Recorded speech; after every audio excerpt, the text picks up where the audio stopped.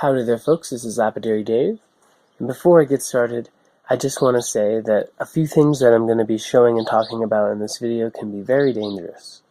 I don't recommend modifying your 7-inch tile saw to be used as a flat lap, like I will be showing you in this video, and I don't recommend using a trim saw blade as a replacement blade for your tile saw blades. Even though they're much cheaper and work just fine, you didn't hear it from me. It's not recommended. Anyway, stay safe, y'all. That's my disclaimer. Alright, folks, I have here one of my most well-used tools in the shop, my 7-inch tile saw. I've told folks in the past, and maybe you've chatted a little bit about it on YouTube, that I often remove the 7-inch tile saw blade to put on 6-inch trim saw blades when I use these 7-inch tile saws.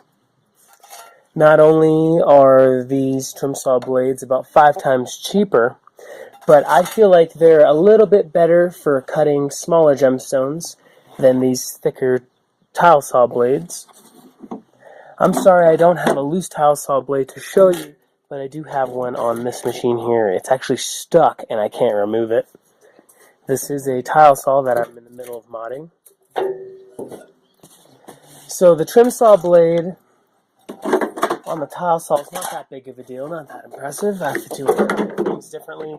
I have to plug up the machine because it's designed to relieve itself of water if there's too much in there, I guess to discourage modification or something. But so I plug it up, I have to fill it up with more water, and I have to replace the motor more quickly. But it is totally worth it. These tile saws do spin at a different speed than trim saws do. I'm not sure if it's faster or slower. I want to say these machines are slower. But they are faster than flat laps. Anyway, so the trim saw instead of the tile saw is not that big of a deal. I feel like that is a kind of basic thing I've been talking about for a while. One thing that is probably not so basic, or maybe a lot of people have never seen before, is what I've been doing with flat lap discs, like this one. I started on a high-tech flat lap, and if I would have known this trick, I would have been doing it many, many years ago. You can easily just attach a flat lap.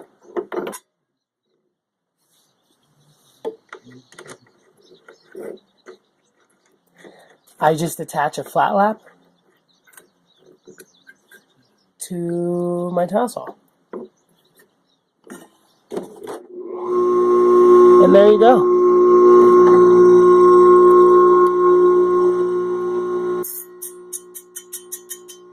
Of course, that top of the housing is keeping me from getting water to this flat lap a little bit better.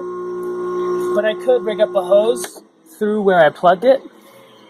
But if I was serious about flat lapping on a tile saw, I would just chop that top off. Much like I did here. This is in the middle of becoming a flat lap. I'm going to grind these blue pieces off here and over there, and perhaps make this a plastic or a wooden housing. And this one will be a full-time flat lap.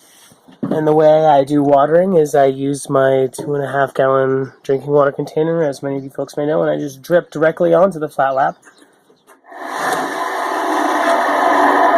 while it's spinning. Excuse me, that one's a little noisy. She's been sitting outside for about a year. But that's that. That's what I've been doing. It's not the best. But for the love of rock, sometimes you gotta do what you gotta do. I wish I would have known about this years ago.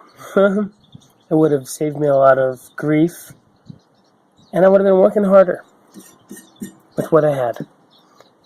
Anyway, I just wanted to do a quick video showing you folks my tile saw fun, what I've been doing with these bad girls.